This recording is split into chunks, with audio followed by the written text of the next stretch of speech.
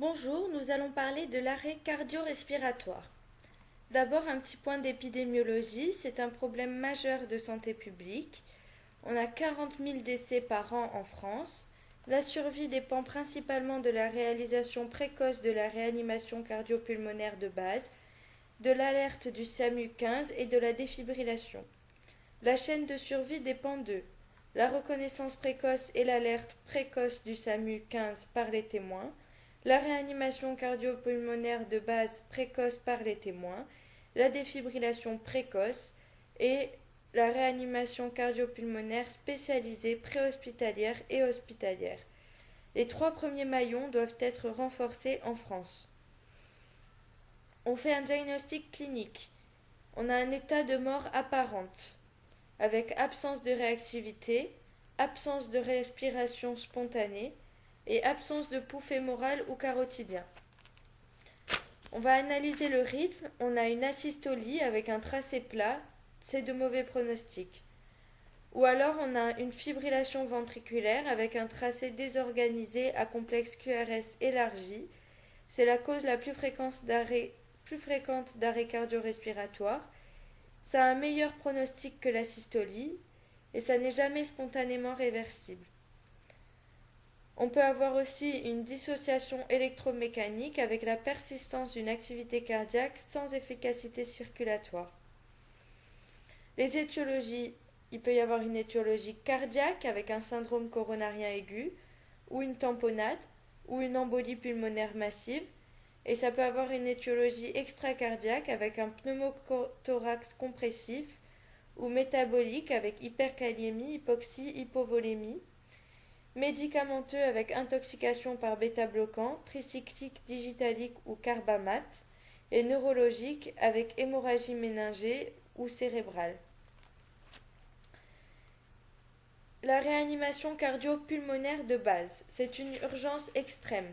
Il faut noter l'heure de l'arrêt, appeler ou faire appeler le 15, faire chercher un défibrillateur automatique externe, mettre en décubitus dorsal sur plan dur le patient, débuter la réanimation cardio-pulmonaire de base avec A pour airway, libération des voies aériennes supérieures, B pour breathing, avec assistance ventilatoire, C pour circulation, avec assistance circulatoire, c'est-à-dire débuter la RCP par 30 compressions thoraciques réalisées immédiatement après le diagnostic d'arrêt cardio-respiratoire. C'est le massage cardiaque externe. Puis deux insufflations, c'est l'assistance ventilatoire pour un rapport compression-ventilation de 32. Ça, c'est un cycle. Donc, la fréquence, c'est de 100 par minute. Et on fait un cycle de 30 compressions thoraciques pour deux insufflations respiratoires. Et D pour défibrillation avec choc électrique externe en cas de fibrillation ventriculaire. Il est réalisé par un défibrillateur automatique externe qui identifie la fibrillation ventriculaire et délivre le choc. Et puis il y a une poursuite de la réanimation cardio-pulmonaire de base, ABC, pendant 2 minutes sans vérifier le pouls ou l'apparition de signes de vie. Ces appareils sont encore trop rares en France dans les lieux publics. Et on a une poursuite de la réanimation cardio-pulmonaire de base jusqu'à l'arrivée du SAMU ou la reprise d'une ventilation spontanée efficace. Donc l'algorithme, c'est si la victime ne bouge pas et ne répond pas, déjà on demande de l'aide, on libère les voies aériennes. Si la victime ne respire pas ou gaspe, on appelle le 15 et on fait rechercher un défibrillateur automatique externe ou semi-automatique externe. On commence la réanimation avec 30 compressions thoraciques et puis 2 insufflations, puis 30 compressions thoraciques et on continue la RCP jusqu'à l'arrivée des secours ou de la mise en place d'un DAE. La réanimation cardio-pulmonaire médicalisée, c'est la prise rapide de l'information par le SAMU. On confirme l'arrêt cardio-respiratoire. On poursuit la RCP de base avec ventilation au masque facial et massage cardiaque externe. Simultanément, on fait la mise en place d'une voie veineuse périphérique et d'un scope pour l'analyse du rythme et on débute le traitement spécifique. En cas d'asystolie, on donne de l'adrénaline, 1 mg IV toutes les 3 à 5 minutes, puis en augmentant à 3 puis à 5 mg en cas d'échec, jusqu'à la reprise d'une activité cardiaque spontanée.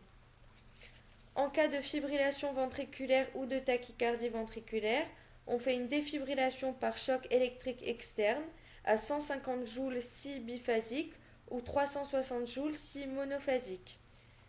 On fait 2 minutes de RCP, donc 5 cycles sans vérifier la disparition de la fibrillation ventriculaire, le pouls ou l'apparition de signes de vie.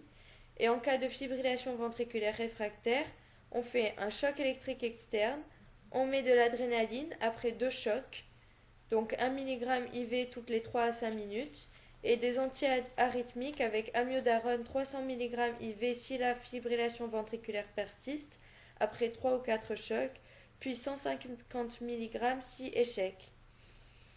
Il faut réaliser les compressions thoraciques en continu dès que les voies aériennes sont contrôlées avec intubation orotrachéale. Rechercher et traiter une cause curable comme des troubles métaboliques, un pneumothorax, une embolie pulmonaire ou un CA. Les manœuvres de réanimation peuvent être arrêtées si une activité cardiaque spontanée n'est pas obtenue après 30 minutes d'asystolie persistante malgré une RCP bien conduite. L'hypothermie et les intoxications incitent à prolonger la RCP.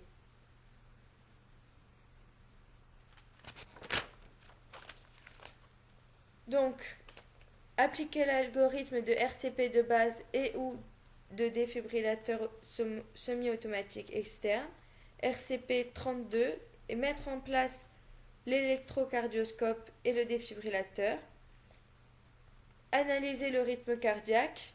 Si on a un rythme choquable FVTV sans pouls, on réalise un choc à 150 ou 200 joules biphasique et on reprend immédiatement la RCP 32 jusqu'à 2 minutes. Si on a un rythme non choquable avec RCP ou asystolie, RSP ou asystolie, on reprend immédiatement la RCP 32 pendant 2 minutes. Et enfin, on a la réanimation médicalisée pendant la RCP, c'est contrôler les voies aériennes et vérifier et ventiler en oxygène pur, mettre en place un abord vasculaire, vérifier la position et le contact des électrodes, traitement éventuel d'une cause réversible, réaliser les compressions thoraciques en continu dès que les voies aériennes sont contrôlées, injecter le vasopresseur qui est l'adrénaline 1 mg toutes les 3 à 5 minutes, et envisager un antiarythmique qui est l'amiodarone 300 mg et d'éventuels traitements spécifiques. Et il faut monitorer et adapter au CO2 expiré, la température, la glycémie et les électrolytes. La prise en charge hospitalière, on va faire un traitement étiologique, une coronarographie en urgence.